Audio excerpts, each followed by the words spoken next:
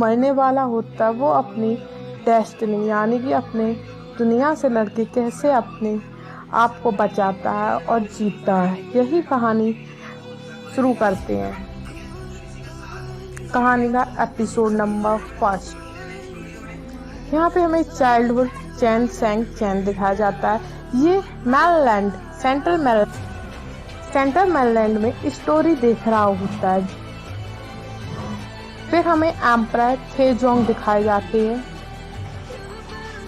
फिर हमें क्वीन ताई सेंग हू दिखाई जाती है। ये एम्परर की वाइफ है। आगे हमें 2 एनिमी में लड़ाई दिखाई जाती है। इसमें ये लोग काफी बुरी तरीके से घायल होते हैं। फिर हमें क्वीन दिखाई जाती हैं जिनके हस्बैंड की डेथ हो चुकी होती है यानी कि मर गए होते हैं। वो अपनी पावर को इम्प्रूव कर रही थी यानी कि बढ़ा रही थी अपने देश को बचाने के लिए। तभी हमें एक मास्क पहने हुए एक इंसान दिखाया जाता है। वो कहता है क्वीन से कि विदाउट टेंजन यानी कि आप अपने बिना पति के आप अपने देश को कैसे बचाएंगी, आप क्या कर सकती हैं। तभी हम लोगों को इन दोनों में फाइट दिखाई जाने लगती है। ये आपस में लड़ते लड़ते एक मेड के हाथ में एक छोटा सा बच्चा दिखाया जाता है।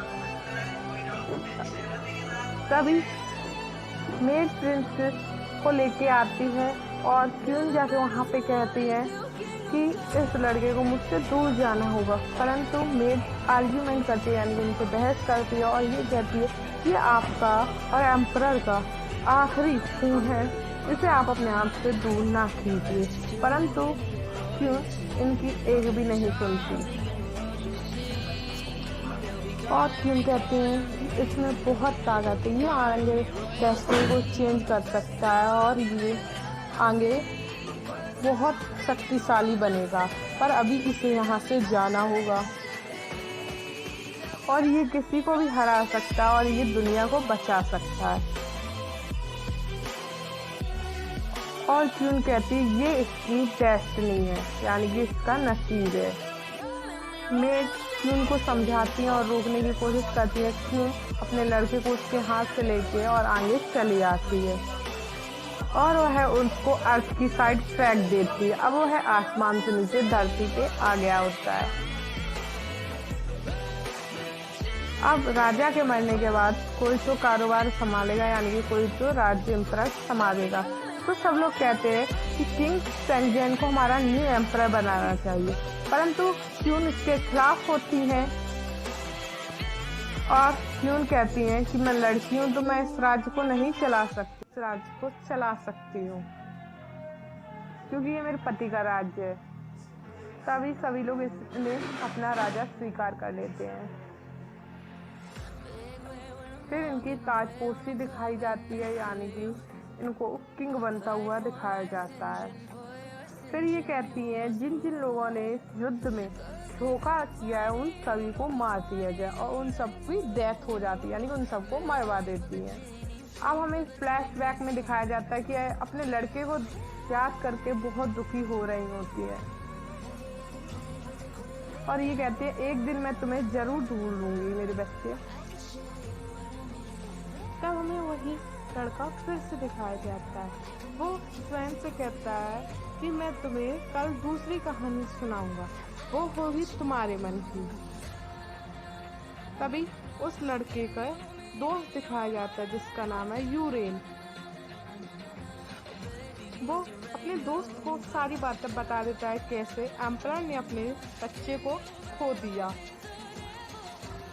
तभी इन लोगों को एक पेड़ दिखाई देता है जिसको कहते हैं फॉरगेट मी नॉट। ये उस पेड़ की जड़ी बूटी बनाने के लिए उसे तोड़ने की कोशिश करने लगते हैं। तभी इस बच्चे के हाथ में चोट लग जाती है और चोट लगने से जो वहाँ पे सूखा पत्ता डला था यानी कि जो पत्ता सूख गया था वह एकदम हरा भरा होने लगा। तभी एकदम खून की महक सूंघ के एक वुल्फ बाहर आ जाता है और वो उन पे हमला करने लगता है।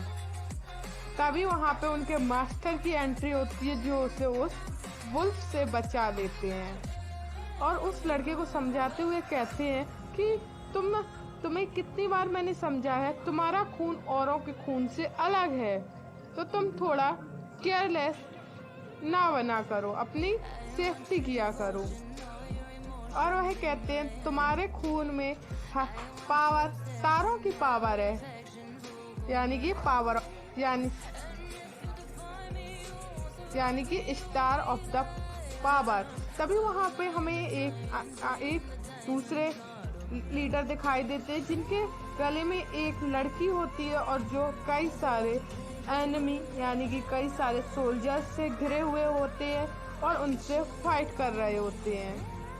तभी यही दोनों बच्चे जाकर उनको चोरी छिपे देखने लगते हैं। तभी एनिमी उन्हें देख लेते हैं और उन पे हमला करने आ जाते हैं। तभी उनके मास्टर उन्हें आके बचा लेते हैं और उस लीडर को और इन दोनों बच्चों को अपने साथ घर पे ले जाते हैं। तभी ये लीडर बताते हैं कि मेरी लड़की को फेनोक्सिया नाम की डिसीज हुई है, जिसमें उसको कई सारे दिनों से होश नहीं आया है। तो वह कहते हैं कि आप अच्छे डॉक्टरों को दिखाइए, आपकी बेटी ठीक हो जाएगी। वह कहते हैं कि मैंने कई सारे डॉक्टरों को दिखा चुका हूँ पर इसकी हालत में कोई सुधार नहीं है। तब वह बच्चा पीछे से कहता है कि मेरे मास्टर बहुत अच्छे डॉक्टर हैं, आपकी बेटी को ठीक कर देंगे। मास्टर कहते हैं नहीं।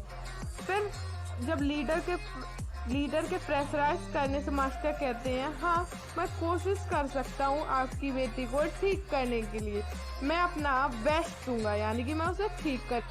तभी जब मास्टर और लीडर बाहर आते हैं तब यही छोटा बच्चा मास्टर की बात याद करके अपना ब्लड उस लड़की को देता है और कहता है कि मैं तुम्हारी जान बचा रहा हूँ।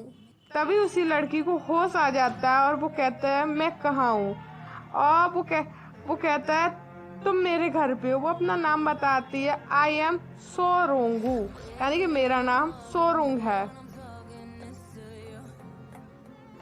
तभी मास्टर और लीडर वापस आ जाते हैं। मास्टर लीडर वापस आते ही लीडर कहता है मेरी बेटी उठ गई, ये तो एक करिश्मा है। परंतु मास्टर ये देख के समझ जाते हैं कि ये सब मेरे शिष्य यानी कि मेरे बच्चे ने किया है, जिसका नाम चेंग शेंगू है। मास्टर अपने स्टूडेंट यानी कि अपने शिष्य चेंग को अकेले बुला के कहते हैं कि तुम अपना खून किसको दान करते करते घूमोगी। ये दुनिया लालची लोगों से भरी हुई, यहाँ पे इमोशंस की कोई भी कदर नहीं करता, यहाँ पे लोग तुम्हारा बस इस्तेमाल करेंगे। और ये चेंग को समझाते हैं। फिर कुछ देर बाद ये चेंग को माफ कर देते हैं।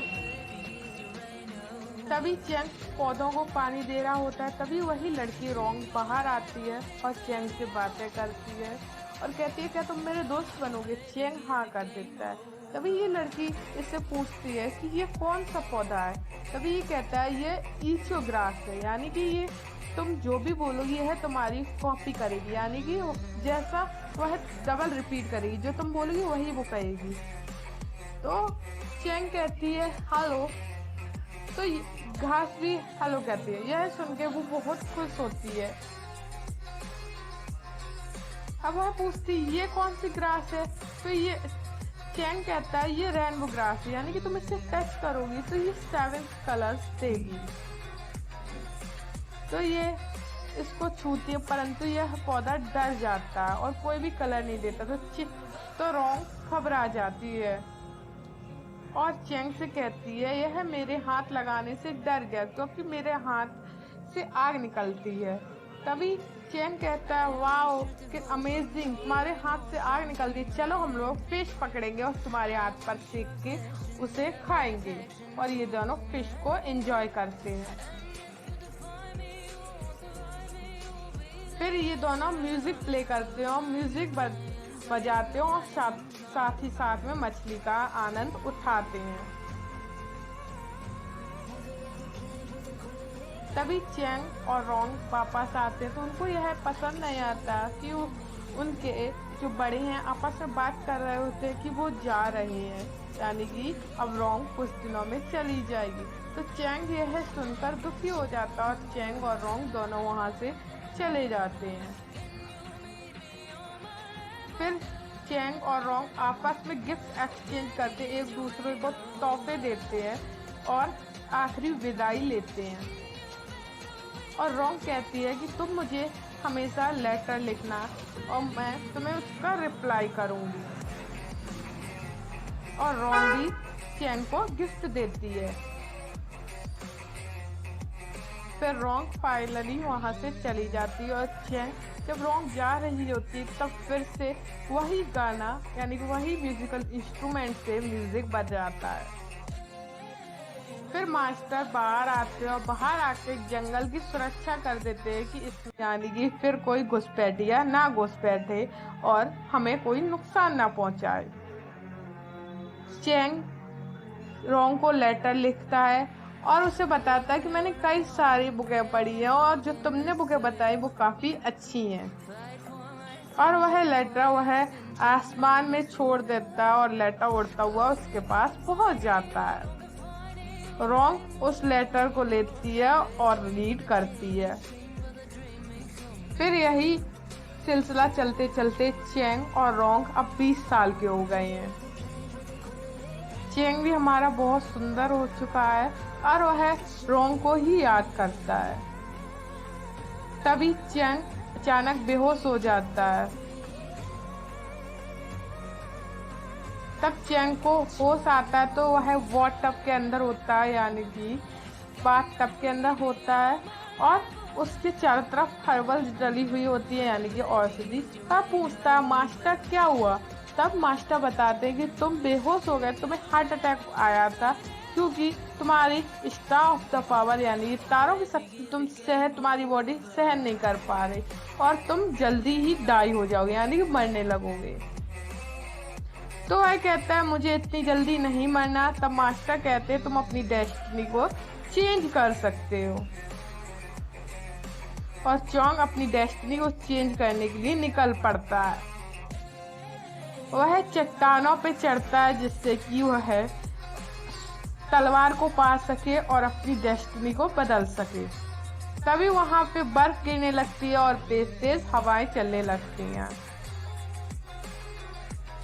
तभी उसे अपने दोस्त का मैसेज मिलता है यानी कि संदेश मिलता है जो उसने मास्टर की बातों को रिकॉर्ड करके भेजा था। वह वो सुनता है जिसमें वह कहता है and in out any space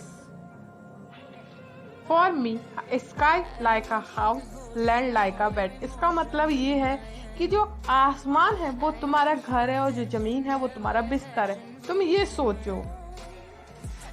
और वह आसमान को अपनी धरती समझकर उस पर कूद जाता है और फाइनली वह उस तलवार तक पहुंच जाता है और वह खुश होता है कि मैं यू विन करके यानी कि मैं जीत गया करके वह काफी खुश होता है। फाइनली ये बात वह आके मास्टर को बताता है तो मास्टर कहते हैं यह तुम्हारा मात्र एक टेस्ट था, अभी तुमने अपनी डेस्टिनी को चेंज नहीं किया यानी कि अपनी डेस्टिनी को बदला नहीं है। अब तुम्हें रोंग के पास जाना होगा और ये तुम्हारी इंगेजमेंट बचपन में ही हो गई थी रोंग के साथ। तो चैंग कहता है ये बात आपने मुझे क्यों नहीं बताई मास्टर। तो वह कहते हैं कि मैं तुम्हारी स्टडी यानी कि पढ़ाई की वजह से मैंने तुम्हें ये बात नहीं बताई। अब मैं तुम्हें बता रहा हूँ, तुम्हें वहां जाना है और तुम्हें अपना फैसला सुनाना है। तो चैंग डिसाइड करता है एग्रीमेंट को देखते हुए जिसमें उसकी मैरिज के बारे में यानी शादी के बारे में लिखा था और वह कहता है कि मैं ज्यादा नहीं जीऊंगा तो मैं जाके इस शादी को तोड़ दूंगा। तभी मास्टर कहता है टू फैमिली जो है एक नोबल फैमिली है जो कहाँ रहती है सिद्धू सिटी में, अब तुम्हें वहीं जाना। तो ये घर से निकल जाता है अपनी शादी को कैंसिल करने के लिए। तभी हमें एक लड़की म्यूजिक प्ले करती हुई दिखाई जाती है। तभी उस पे आकर एक दूसरी लड़की अटैक कर देती है और उन दोनों की फिर हमें फाइटिंग का सीन दिखाया जाता है। तभी ये लड़की घायल होके जाके चैंग से टकरा जाती है। चैंग इससे कहता है कि तुम्हें पॉइजन यानी कि तुम्हें जहर दिया गया है और चैंग इससे कहता है कि तुम रेस्ट करो और इसे गोली देता है कि जिससे तुम्हारा पॉइजन का असर कम होगा। तभी यही लड़की फिर आके पहुंच जाती है, इसका नाम है लैंक्स, और ये फिर से रोंग पे अटैक कर देती है। तभी हमारा चैंग कहता है प्रिंसेस नैन के आप मुझे लड़ने के लिए मजबूर ना करें। तभी इनमें फिर से लड़ाई हो